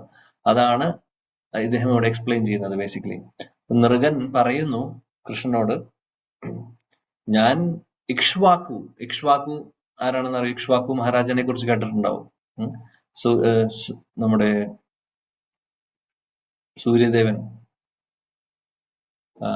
സ്വയംഭൂ മനുവിന്റെ ആ ഒരു പരമ്പരയിൽ വരുന്ന ആദ്യത്തെ സൂര്യദേവന്റെ ആ പരമ്പരയിൽ വരുന്ന ഒരു മഹാരാജാവാണ് ഇക്ഷ്വാകു. ഇക്ഷ്വാകുവിന്റെ മകനാണ് ഞാൻ എന്ന് അദ്ദേഹം നൃഗ പറഞ്ഞു. അതായത് ഇക്ഷ്വാകു എന്ന് പറഞ്ഞു കഴിഞ്ഞാൽ അത്രയും ഫേമസ് ആയിട്ടുള്ള, ലോകം മുഴുവനും അറിയപ്പെടുന്ന ഒരു മഹാരാജാവാണ്. അദ്ദേഹത്തിന്റെ മകനാണ് ഞാൻ എന്ന് നൃഗൻ പറഞ്ഞു. മകനാണ് ഞാൻ, എനിക്ക് പക്ഷെ ഒരു പ്രശ്നം പറ്റി. അങ്ങനെയാണ് ഞാൻ അവസാനം ഈ ഒരു പല്ലിയുടെ ശരീരം എനിക്ക് കിട്ടിയത്. അങ്ങനെ അദ്ദേഹത്തിന്റെ കഥ പറയുവാണ്, എങ്ങനെ ഇത് സംഭവിച്ചു എന്നുള്ളത്. എല്ലാവരും ആകാംക്ഷയോടുകൂടി കേട്ടുകൊണ്ടിരിക്കുകയാണ്. അദ്ദേഹം പറഞ്ഞു, ഞാൻ അന്ന് രാജാവായിരിക്കുന്ന സമയത്ത്, നൃഗ എന്നാണ് എന്റെ പേര്, ഒരുപാട് ദാനം കൊടുക്കുമായിരുന്നു ഞാൻ. അദ്ദേഹം പറയുവാണ്, ഒരുപാട് ദാനം കൊടുക്കുമായിരുന്നു. അതായത് ഒരുപാട് പശുക്കളെ കൊടുക്കും, അതേപോലെ തന്നെ ധാന്യങ്ങൾ കൊടുക്കുന്നു, അല്ലെങ്കിൽ അങ്ങനെ ഒരുപാട് സാധനങ്ങൾ ഞാൻ ബ്രാഹ്മണർക്ക് ദാനം കൊടുക്കാറുണ്ട് അന്നത്തെ കാലത്ത്. അതായത് ഒന്നിനും ഒരു ക്ഷാമം ഉണ്ടായിരുന്നില്ല. അതുകൊണ്ട് ഒരുപാട് ഞാൻ ദാനം കൊടുക്കുന്നു, അത്രമാത്രം എനിക്ക് തിരിച്ചും കിട്ടാറുണ്ട്. അതായത് എന്റെ ധനത്തിനോ അല്ലെങ്കിൽ എന്റെ പ്രോപ്പർട്ടീസിനോ ഒന്നിനും ഒരു കുറവുണ്ടായിരുന്നില്ല. അത് കൂടുതൽ വരുന്നുണ്ടായിരുന്നു. എന്നാൽ ഞാൻ അതനുസരിച്ചിട്ട് തന്നെ ഞാൻ ദാനം നല്ല രീതിയിൽ കൊടുക്കാറുണ്ട്. അങ്ങനെ ഓരോ ദിവസം തന്നെ ഞാൻ ഒരുപാട് ദാനം കൊടുക്കാറുണ്ട് എന്നൊക്കെ പറഞ്ഞ് അദ്ദേഹം പറയുവാണ്. എന്നാൽ ഒരു പ്രാവശ്യം എന്ത് സംഭവിച്ചു എന്ന് വെച്ചാൽ, അദ്ദേഹം പറയുന്നു, ഞാൻ ഒരു ബ്രാഹ്മണന് ഒരുപാട് പശുക്കളെ ഞാൻ കൊടുത്തു, ആയിരക്കണക്കിന് പശുക്കളെ ഞാൻ കൊടുത്തു. അതിനുശേഷം വേറൊരു ബ്രാഹ്മണൻ വന്നു. ആ ബ്രാഹ്മണനും ഒരുപാട് പശുക്കളെയും മറ്റുള്ള സാധനങ്ങളൊക്കെ ആയിട്ട് ദാനം കൊടുത്തു. പക്ഷെ പ്രശ്നം എന്ത് പറ്റിയെന്ന് വെച്ചാൽ, ആദ്യം കൊടുത്ത ബ്രാഹ്മണന് കൊടുത്ത പശുക്കളിൽ നിന്ന് ഒരു പശു തിരിച്ചു വന്നു അദ്ദേഹത്തിന്റെ വീട്ടിലേക്ക്, വീണ്ടും അദ്ദേഹത്തിന്റെ രാജ്യത്തേക്ക്, അദ്ദേഹത്തിന്റെ കൊട്ടാരത്തിലെ ആ പശുക്കൾ എവിടെയാണോ ഉള്ളത് അവിടേക്ക്. അത് അദ്ദേഹം അറിഞ്ഞില്ല. ഒരിക്കൽ ദാനം കൊടുത്ത പശു തിരിച്ചു വന്നു. അപ്പോൾ അദ്ദേഹം അത് അറിഞ്ഞിട്ടില്ല, ഇങ്ങനെ തിരിച്ചു വന്ന കാര്യം. അങ്ങനെ അദ്ദേഹം അവസാനം അറിയാതെ അതേ പശുവിനെ തന്നെ എടുത്ത് രണ്ടാമത്തെ ബ്രാഹ്മണന് ദാനം കൊടുത്തു. കുറെ പശുക്കളുണ്ട്. അതിന്റെ കൂട്ടത്തിൽ ഈ ഒരു പശു വന്നത് അദ്ദേഹം അറിഞ്ഞിട്ടില്ല. അത് അദ്ദേഹം അറിയാത്തത് കൊണ്ട് അദ്ദേഹത്തിന് അറിയാം അങ്ങനെ ചെയ്യാൻ പാടില്ല എന്നുള്ളത്. അങ്ങനെ ചെയ്യുന്നത് തെറ്റാണ് ശരിക്കും. ഒരിക്കൽ ദാനം കൊടുത്തത് വീണ്ടും ദാനം കൊടുക്കാൻ പാടില്ല. അത് തിരിച്ചു വന്നത് അദ്ദേഹം അറിഞ്ഞിട്ടുണ്ടെങ്കിൽ അദ്ദേഹം ചെയ്യില്ലായിരുന്നു. പക്ഷെ അദ്ദേഹം അറിഞ്ഞില്ല.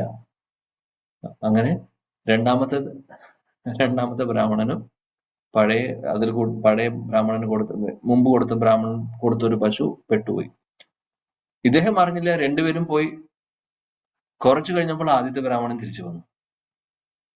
എന്നിട്ട് പറഞ്ഞു, എന്റെ ഒരു പശു എന്നെ കാണാനില്ല, അത് ഇങ്ങോട്ട് വന്നിട്ടുണ്ട് എന്ന് പറഞ്ഞു. എന്നിട്ട് അദ്ദേഹം പറഞ്ഞു, ഇങ്ങോട്ട് വന്നു മാത്രമല്ല, ഞാൻ കണ്ടു ആ പശുവിനെ നിങ്ങൾ വേറൊരു ബ്രാഹ്മണന് ദാനം കൊടുക്കുന്നത്. അപ്പൊ നൃഗ മഹാരാജാവ് പറഞ്ഞു, അങ്ങനെ എനിക്കറിയില്ല, ഞാൻ അത് അറിഞ്ഞിട്ടില്ല, ഞാൻ കേട്ടിട്ടില്ല, ഞാൻ അറിഞ്ഞിട്ടില്ല അങ്ങനെ ഒരു സംഭവം ഉണ്ടായത്. ശരിയാണ്, ഞാൻ വേറൊരു ബ്രാഹ്മണന് ദാനം കൊടുത്തു, പക്ഷെ അത് നിങ്ങളുടെ പശുവിനെ അല്ല. അദ്ദേഹം പറഞ്ഞു, ആദ്യത്തെ ബ്രാഹ്മണൻ പറഞ്ഞു, അല്ലല്ല, അത് എന്റെ തന്നെയാണ്, നിങ്ങൾ എനിക്ക് തന്ന പശുവാണ്, അതുകൊണ്ട് എനിക്ക് നല്ലവണ്ണം അറിയാം, നിങ്ങളിപ്പോ രണ്ടാമത് അവർക്ക് കൊടുത്തു. നൃഗ രാജാവിനാകെ അബദ്ധമായി എന്ന് തോന്നി. ഇനി ഞാൻ എന്ത് ചെയ്യും? ഇത് വലിയൊരു കൺഫ്യൂഷനായി. എന്നാൽ രണ്ടാമത്തെ ബ്രാഹ്മണനോട് നൃഗം വിളിച്ചു. എന്നിട്ട് പറഞ്ഞു, നിങ്ങൾക്ക് ഞാൻ ഒരുപാട് പശുക്കളെ, ആയിരക്കണക്കിന് പശുക്കളെ തന്നിട്ടുണ്ട്. അതിൽ ഒരു പശു ഉണ്ട്, ഞാൻ അറിയാതെ ഇദ്ദേഹത്തിന് കൊടുത്ത പശു നിങ്ങളുടെ കൂടെ കൂടിപ്പോയത്, അതിനെ എനിക്ക് തിരിച്ചു തരണം. പകരം ഞാൻ 1,00,000 പശുക്കളെ തരാം. ആ ഒരു പശുവിനെ തിരിച്ചു തന്നാലേ ഞാൻ 1,00,000 പശുവിനെ തരാമെന്ന് പറഞ്ഞു. രണ്ടാമത്തെ ബ്രാഹ്മണൻ പറഞ്ഞു, എനിക്ക് വേണ്ട 1,00,000 പശുക്കളെ, എനിക്ക് ഈ പശു തന്നെ മതി. ഇദ്ദേഹം ആകെ പെട്ടുപോയി. അപ്പോൾ ആ സമയത്ത് ആദ്യത്തെ ബ്രാഹ്മണനോട് ഇദ്ദേഹം ചോദിച്ചു, അങ്ങനെയാണെങ്കിൽ അങ്ങേക്ക് ഞാൻ 1,00,000 പശുക്കളെ തരട്ടെ? ആ ഒരു പശു അല്ലേ, അത് അറിയാതെ വന്നു പോയതാണ്, ഞാൻ അറിഞ്ഞിട്ടില്ല, അതിനു പകരം ഞാൻ അങ്ങേക്ക് 1,00,000 പശുക്കളെ തരാം, അങ്ങ് സ്വീകരിച്ചാലും. ആദ്യത്തെ ബ്രാഹ്മണൻ പറഞ്ഞു, എനിക്ക് വേണ്ട നിങ്ങളുടെ 1,00,000 പശുക്കൾ, എനിക്ക് ഒന്നും വേണ്ട നിങ്ങളുടെ എന്നൊക്കെ പറഞ്ഞു. അദ്ദേഹത്തിന് ദേഷ്യം വന്നു. രണ്ട് ബ്രാഹ്മണന്മാരും അവര് വിട്ടുകൊടുക്കുന്നില്ല. രണ്ടുപേരും വാശിയോടുകൂടി പറയുന്നു, ഞങ്ങൾക്ക് വേറെ ഒന്നും വേണ്ട. രണ്ടാമത്തെ ബ്രാഹ്മണൻ പറഞ്ഞു, എനിക്ക് തന്നത് ഞാൻ തിരിച്ചു തരില്ല. ആദ്യത്തെ ബ്രാഹ്മണൻ പറഞ്ഞു, അതല്ലാതെ, ആ പശു അല്ലാതെ എനിക്കൊന്നും വേണ്ട, നിങ്ങൾ 1,00,000 2,00,000 10,00,000 പശുക്കളെ തന്നാലും എനിക്ക് വേണ്ട നിങ്ങളുടെ പശു, ആ ഒരു ദാനം എനിക്ക് വേണ്ട. ഇദ്ദേഹം ആകെ പെട്ടുപോയി. അവസാനം 2 ബ്രാഹ്മണരും ദേഷ്യത്തോടു കൂടി പോകുന്നു. അപ്പൊ ദേഷ്യത്തോടു കൂടി, ബ്രാഹ്മണർക്ക് ദേഷ്യം വന്നാൽ പ്രോബ്ലം എന്താണെന്ന് വെച്ചാൽ അത് ശാപമായി മാറും. അങ്ങനെ അവസാനം ഇദ്ദേഹം മരിക്കുന്ന സമയത്ത് യമരാജൻ വിളിക്കും. യമരാജൻ നൃഗനോട് ചോദിക്കും, നിനക്ക് നീ ചെയ്തിട്ടുള്ള പുണ്യങ്ങൾക്കുള്ള ഫലമാണോ നീ ആദ്യം ആഗ്രഹിക്കുന്നത്, അതോ നീ ചെയ്തിട്ടുള്ള പാപങ്ങളുടെ ഫലം അനുഭവിക്കാനാണോ ആദ്യം ആഗ്രഹിക്കുന്നത്? ഏതാണെന്ന് നീ പറയൂ എന്ന് പറഞ്ഞു. അപ്പോൾ ഇദ്ദേഹം ഉടനെ തന്നെ പറഞ്ഞു, ഞാൻ ആദ്യം പാപങ്ങളുടെ ഫലം അനുഭവിക്കാൻ തയ്യാറാണ് എന്ന് പറഞ്ഞു. അങ്ങനെയാണ് പിന്നെ അപ്പോൾ യമരാജൻ പറഞ്ഞു, നീ വലിയൊരു പാപം ചെയ്തു, തെറ്റ് ചെയ്തു. കാര്യം എന്താണെന്ന് വെച്ചാൽ, നീ ഒരിക്കൽ കൊടുത്ത ദാനം ബ്രാഹ്മണന് കൊടുത്തത് വേറെ ബ്രാഹ്മണന് അറിയാതെ കൊടുത്തു. അറിയാതെയാണത് ചെയ്തത് എന്നുണ്ടെങ്കിൽ പോലും നിനക്ക് അതിന്റെ റിയാക്ഷൻ വന്നിട്ടുണ്ട്. അതുകൊണ്ട് നീ ഈ ഒരു ശരീരം വിട്ട്, നിനക്ക് മനുഷ്യ ശരീരം പോലും ഇല്ല, നീ ഒരു മൃഗത്തിന്റെ ശരീരം എടുക്കാൻ പോവാണ്, അതും നീ കാട്ടിലായിരിക്കും. അങ്ങനെയാണ് ഈ ഒരു വലിയൊരു ഭീകരമായിട്ടുള്ള പല്ലിയുടെ രൂപം അദ്ദേഹത്തിന് കിട്ടുന്നത്. അപ്പൊ അത് അദ്ദേഹത്തിന്റെ കർമ്മത്തിന്റെ ഫലമാണ്. എന്ത് കർമ്മത്തിന്റെ ഫലം? പാപം ചെയ്തിട്ടുള്ളത്, കാര്യം ദാനം മാറിപ്പോയതിന്റെ ആ കർമ്മത്തിന്റെ ഫലം. പുണ്യം എന്താണ്? അദ്ദേഹം പിന്നീട് ഇപ്പോൾ കൃഷ്ണന്റെ സ്പർശനമായപ്പോൾ അദ്ദേഹത്തിന് ദേവന്മാരുടെ ശരീരം കിട്ടുവാണ് ചെയ്യുന്നത്, ദേവലോകത്തേക്ക് പോകാൻ പോകുന്നു. അത് അദ്ദേഹത്തിന്റെ പുണ്യത്തിന്റെ ക്രെഡിറ്റ് ആണ് ബേസിക്കലി.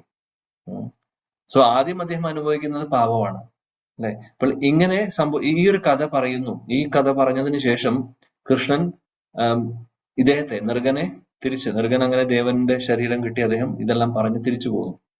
അതിനുശേഷം കൃഷ്ണന്റെ കുട്ടികളോട്, പ്രദ്യുമ്നോടും മറ്റുള്ള കുട്ടികളോട്, സാമ്പനോടും ഒക്കെ അവർക്കൊക്കെ ഉപദേശം കൊടുക്കുവാണ്. ഇത് ഭാഗവതത്തിലെ ദശമസ്കന്ധത്തിലെ 64-ാമത്തെ അധ്യായത്തിൽ വരുന്നതാണ്. കൃഷ്ണൻ പറയുന്നു ഇവരോട്, അതായത് ബ്രാഹ്മണന് ബ്രാഹ്മണന്മാരെ നമ്മൾ ഒരിക്കലും വിഷമിപ്പിക്കരുത്. ബ്രാഹ്മണന്മാരെ വിഷമിപ്പിക്കുകയാണ് അവരുടെ ശാപം കിട്ടുമെന്ന് പറഞ്ഞു കഴിഞ്ഞാൽ അതിനും വലിയ പ്രശ്നമില്ല നമുക്ക് കിട്ടാൻ. കൃഷ്ണൻ പറയുന്നു, ബ്രാഹ്മണനെ നമ്മൾ ബുദ്ധിമുട്ടിപ്പിക്കുകയാണെങ്കിൽ അതിനും ഭേദം വിഷം കഴിക്കുന്നതാണ്. വലിയ വലിയ വലിയ തെറ്റാണ്. ഒരിക്കലും അതുകൊണ്ട് നമ്മൾ ബ്രാഹ്മണരെ വിഷമിപ്പിക്കരുത് എന്നുള്ളൊരു നിർദ്ദേശം കൃഷ്ണൻ കൊടുക്കുവാണ് ഇവർക്കൊക്കെ, ഈ മക്കൾക്കൊക്കെ. ആ ഒരു ലെസൺ പഠിപ്പിക്കുവാണ്. അതുകൊണ്ട് തന്നെ കൃഷ്ണൻ ഒരുപാട് പ്രൊട്ടക്ഷൻ കൊടുത്തിരുന്നു പശുക്കൾക്കും ബ്രാഹ്മണർക്കും ഒക്കെ. കൃഷ്ണൻ ബ്രാഹ്മണർക്ക് ഒരുപാട് ദാനം കൊടുത്തിട്ടുണ്ട്. ബ്രാഹ്മണരെ വളരെ നല്ല രീതിയിൽ റെസ്പെക്ട് ചെയ്തിട്ടുണ്ട്.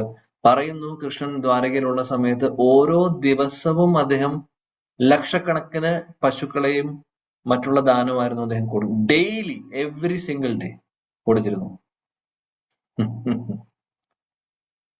അപ്പോൾ അത്രമാത്രം അദ്ദേഹം ബ്രാഹ്മണരെ പ്രൊട്ടക്ട് ചെയ്യാറുണ്ട്. അതുകൊണ്ടാണ് കൃഷ്ണന്റെ പ്രണാമന്ത്രത്തിൽ നമോ ബ്രാഹ്മണ്യദേവായ ഗോബ്രാഹ്മണഹിതായ ച നമോ ബ്രഹ്മണ്യദേവായ ഗോബ്രാഹ്മണഹിതായ ച ജഗതിതായ കൃഷ്ണായ ഗോവിന്ദായ നമോ നമഃ.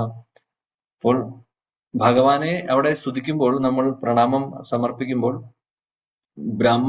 നമോ ബ്രഹ്മണ്യദേവായ ഗോ ബ്രാഹ്മണ ഹിതായച്ച, അതായത് ഗോ എന്ന് പറഞ്ഞാൽ പശുക്കൾക്കും ബ്രാഹ്മണർക്കും എപ്പോഴും ഹിതമായിട്ടുള്ള കാര്യങ്ങൾ ചെയ്യുന്ന, അവരെ സംരക്ഷിക്കുന്ന ആ കൃഷ്ണൻ എന്നാണ് അവിടെ അഭിസംബോധന ചെയ്യുന്നത്.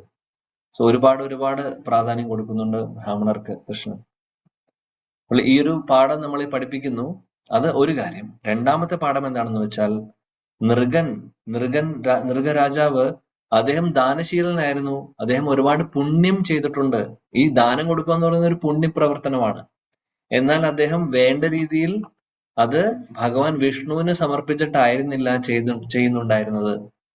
അദ്ദേഹം ദാനശീലനായിരുന്നു, മഹാമനസ്കനാണ്, ഒരുപാട് ദാനങ്ങൾ കൊടുത്തിട്ടുണ്ട്.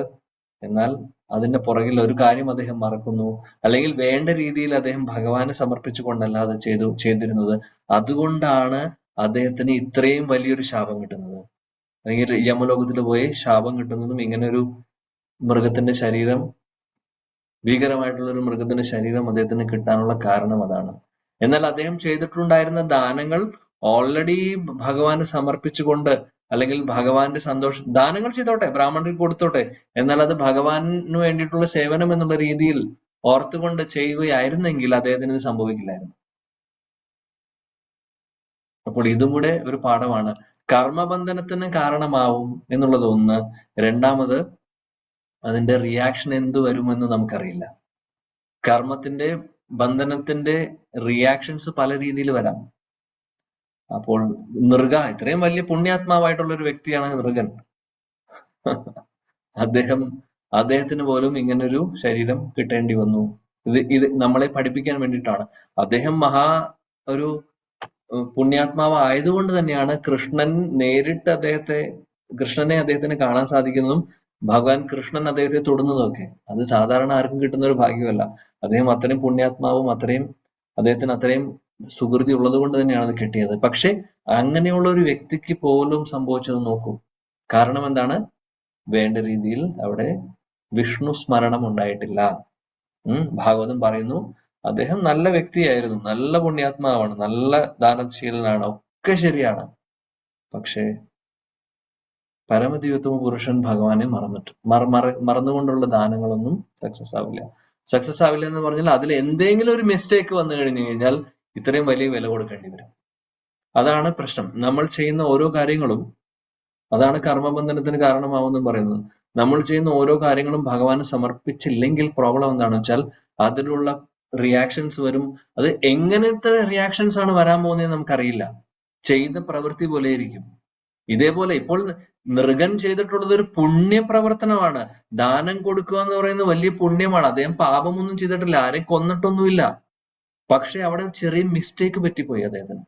കാര്യം ഇങ്ങനെയുള്ള പുണ്യകർമ്മങ്ങളിലും ഒരുപാട് നിബന്ധനകളുണ്ട്. ആ കണ്ടീഷൻസ് അങ്ങോട്ടും ഇങ്ങോട്ടും മാറിക്കഴിഞ്ഞാൽ അവിടെ റിസ്ക് കൂടുതലാണ്. ഇവിടെ നൃഗന് സംഭവിച്ചത് അതാണ്. വലിയ റിസ്ക് ആയിപ്പോയി. കാര്യം അദ്ദേഹം ദാനം കൊടുക്കുന്നു, വലിയ കാര്യമാണ്, സൂപ്പർ. പക്ഷെ അതിലും ഒരു ക്രൈറ്റീരിയ ഉണ്ട്, കണ്ടീഷൻ ഉണ്ട്. ഒരിക്കൽ കൊടുത്തിട്ടുള്ള ദാനം വീണ്ടും ഒരാൾക്ക് കൊടുക്കരുത് എന്നാൽ. അങ്ങനെ സംഭവിച്ചു കഴിഞ്ഞാൽ അതിന് അദ്ദേഹം കറക്റ്റ് ചെയ്യാൻ നോക്കി, പക്ഷെ ബ്രാഹ്മണർ സമ്മതിക്കുന്നുണ്ടായിരുന്നില്ല. അതില് രണ്ട് ബ്രാഹ്മണരും കൂടെ സഹകരിച്ചിരുന്നെങ്കിൽ നൃഗന് സംഭവിക്കില്ലായിരുന്നു. കാര്യം അത് നമ്മളെ പഠിപ്പിക്കാൻ വേണ്ടിയിട്ടാണ്. അത് സമ്മതിക്കേണ്ട ആവശ്യമില്ല. ആക്ച്വലി അവരെ സംബന്ധിച്ച് അവരും പൈസയോ അല്ലെങ്കിൽ കൂടുതൽ പശുക്കളെ അല്ല ആഗ്രഹിച്ചത്. അല്ലെങ്കിൽ രണ്ടുപേരും പറഞ്ഞേനെ 1,00,000 പശു തന്നെയാണ് ഓഫർ ചെയ്തത് അദ്ദേഹം രണ്ടുപേർക്കും. അവര് പറഞ്ഞു വേണ്ട, എനിക്ക് ഓൾറെഡി തന്ന പശു മാത്രം മതി, അല്ലാതെ ഒരെണ്ണം മതി, അല്ലാതെ എനിക്ക് 1,00,000 ഒന്നും വേണ്ട. അപ്പോൾ അവര് പൈസയോ അല്ലെങ്കിൽ കൂടുതൽ ഗിഫ്റ്റ് കിട്ടുന്നുണ്ടോ എന്നൊന്നും നോക്കിയിട്ടില്ല. അവരും പ്രോപ്പർലി ശാസ്ത്രീയമായിട്ട് എന്താണോ അത് അവർ ഫോളോ ചെയ്യാൻ ആഗ്രഹിച്ചു. അപ്പോൾ ഇവിടെ നമുക്ക് ഈ ഒരു കഥയിൽ നിന്നും പഠിക്കാവുന്ന പാഠമാണ്, നമ്മൾ ചെയ്യുന്ന ഏറ്റവും വലിയൊരു കാര്യം ഭൗതിക തലത്തിൽ നോക്കുമ്പോൾ ഏറ്റവും വലിയ കാര്യമാണ് ദാനം കൊടുക്കുക എന്ന് പറയുന്നത്. അതുപോലും കൊടുക്കുമ്പോൾ ശ്രദ്ധിച്ചില്ലെങ്കിൽ റിയാക്ഷൻ എന്തുണ്ടാവും നമുക്കറിയില്ല. പിന്നെയാണോ നമ്മൾ ചെയ്യുന്ന ഓരോ കാര്യങ്ങൾ. അപ്പോൾ നമ്മൾ ചെയ്യുന്ന എന്ത് കാര്യമാവട്ടെ, കർമ്മമാവട്ടെ, അത് ഭഗവാനെ സമർപ്പിച്ചില്ലെങ്കിൽ എങ്ങനെയാണ് അതിന്റെ കർമ്മം വരുന്നത്, റിയാക്ഷൻ വരുന്നത് നമുക്കറിയില്ല. സോ അതുകൊണ്ട് നമ്മൾ യജ്ഞാർത്ഥർ കർമ്മണോന്യത്ര ലോകോയം കർമ്മബന്ധന തദർത്ഥം കർമ്മ കൗന്ദേയ മുക്തസംഗ സമാചര. കർമ്മബന്ധനങ്ങളിൽ നിന്ന് രക്ഷപ്പെടാനുള്ള ഒരേ ഒരു മാർഗം ഭഗവാനെ സമർപ്പിക്കുക എന്നുള്ളതാണ്. സോ ഈ ഒരു ശ്ലോകം നമ്മൾ പഠിക്കുമ്പോൾ ഓർക്കാൻ വേണ്ടി നമുക്ക് ഈ 2 കഥകൾ ഭാഗവതത്തിൽ നിന്ന് ഓർക്കാം. ഒന്ന് ഗോവർദ്ധന പൂജ നടക്കാൻ, അതായത് ഇന്ദ്ര പൂജ ചെയ്യുന്നതാണോ ശരി, അതോ ഭഗവാന്റെ സ്വരൂപമായിട്ടുള്ള ഗോവർദ്ധനെ തന്നെ ചെയ്യുന്നതാണോ എന്നുള്ളത് അവിടെ കൃഷ്ണൻ തന്നെ പഠിപ്പിച്ചു തരുന്നു എന്താണ് ശരി എന്നുള്ളത്. രണ്ടാമത്തെ ഈ ഒരു കഥയിൽ, നൃഗ എന്ന് പറയുന്ന രാജാവിന്റെ കഥയിലും നമ്മളെ പഠിപ്പിക്കുന്നു വലിയൊരു തത്വം. അതായത് ഏറ്റവും വലിയ പുണ്യമായിട്ടുള്ള ദാനം ചെയ്തിട്ടും അവിടെയും നമ്മൾ ശ്രദ്ധയോട് കൂടിയിട്ടല്ല ചെയ്യുന്നതെന്നുണ്ടെങ്കിൽ, ഭഗവാന് വേണ്ട രീതിയിൽ സമർപ്പിച്ചിട്ട് കൊണ്ടല്ല ചെയ്യുന്നതെന്നുണ്ടെങ്കിൽ അതിനും വലിയ വില കൊടുക്കേണ്ടി വരും. റിയാക്ഷൻ ഉണ്ടായിക്കഴിഞ്ഞാൽ അത് അനുഭവിക്കേണ്ടി വരും. സോ നമുക്ക് ഇതൊന്നും വേണ്ട. നമുക്ക് എല്ലാവർക്കും ഈ ഭൗതിക ലോകത്തിൽ നിന്ന് രക്ഷപ്പെട്ട് ഭഗവാന്റെ അടുത്തേക്ക് പോവുക എന്നുള്ളതാണ് നമ്മുടെ ലക്ഷ്യം. അതുകൊണ്ട് നമ്മൾ എന്ത് ചെറിയ കാര്യമാവട്ടെ വലിയ കാര്യമാവട്ടെ എന്ത് കർമ്മമാവട്ടെ നമ്മൾ ചെയ്യുന്നത്, എന്ത് വേണമെങ്കിൽ ആയിക്കോട്ടെ, എല്ലാം ഭഗവാന് സമർപ്പിച്ചുകൊണ്ട് ചെയ്യുക. ഗുരുവായൂരപ്പന് സമർപ്പിച്ചുകൊണ്ട്, ഗുരുവായൂരപ്പനെ ഓർത്തുകൊണ്ട് ചെയ്യുക എന്നുള്ളതാണ് ഇതിൽ നിന്നുള്ള നമ്മുടെ പാഠം. അല്ലെങ്കിൽ അതിന് വലിയൊരു വില കൊടുക്കേണ്ടി വരും. അങ്ങനെ നമ്മൾ ചെയ്യാത്തത് കൊണ്ടാണ് ഇപ്പോഴും നമ്മൾ ഈ ഭൗതിക ലോകത്തിൽ ഇരിക്കുന്നത്. ഈ ഒരു സത്യം കൂടെ മനസ്സിലാക്കണം. ഇല്ലെങ്കിൽ നമ്മൾ എന്നേ ഭഗവാന്റെ അടുത്തേക്ക് പോയേനെ. നമ്മൾ എല്ലാവരും വീണ്ടും വീണ്ടും ശരീരം മാറിക്കൊണ്ടിരിക്കുന്നു, ഇവിടെ തന്നെ ഇരിക്കുന്നു. കാരണം എന്താണ്? വേണ്ട രീതിയിൽ നമ്മൾ കാര്യങ്ങൾ ചെയ്തിട്ടില്ല. അപ്പോൾ ഇനിയെങ്കിലും ഈ ഒരു ജന്മമെങ്കിലും നമ്മുടെ കണ്ണ് തുറക്കാൻ വേണ്ടി ഭഗവാൻ സഹായിക്കുന്നു. നമ്മുടെ ഗുരുജനങ്ങൾ ശിലപ്രഭാതനെ പോലുള്ള ആചാര്യന്മാർ നമ്മുടെ ജീവിതത്തിൽ കടന്നു വരുന്നു. അപ്പോൾ ഈ തത്വങ്ങളൊക്കെ മനസ്സിലാക്കാൻ സാധിക്കുന്നു. അപ്പോൾ ഇനിയെങ്കിലും നമ്മൾ ചെയ്യുന്ന കാര്യങ്ങളൊക്കെ ഭഗവാനെ ഓർത്തുകൊണ്ട് സമർപ്പിച്ചുകൊണ്ട് ചെയ്യാൻ ശ്രമിക്കുക. അങ്ങനെ ഈ ശരീരം വിടുന്ന അന്ന് നമ്മൾ തിരിച്ച് ഭഗവാന്റെ അടുത്തേക്ക് പോകാൻ എല്ലാവരും പ്രാപ്തരാവട്ടെ. ഗുരുവായൂരപ്പനോട് പ്രാർത്ഥിക്കാം. ഹരേ കൃഷ്ണ ഹരേ കൃഷ്ണ കൃഷ്ണ കൃഷ്ണ ഹരേ ഹരേ, ഹരേ രാം രാം രാം ഹരേ ഹരേ.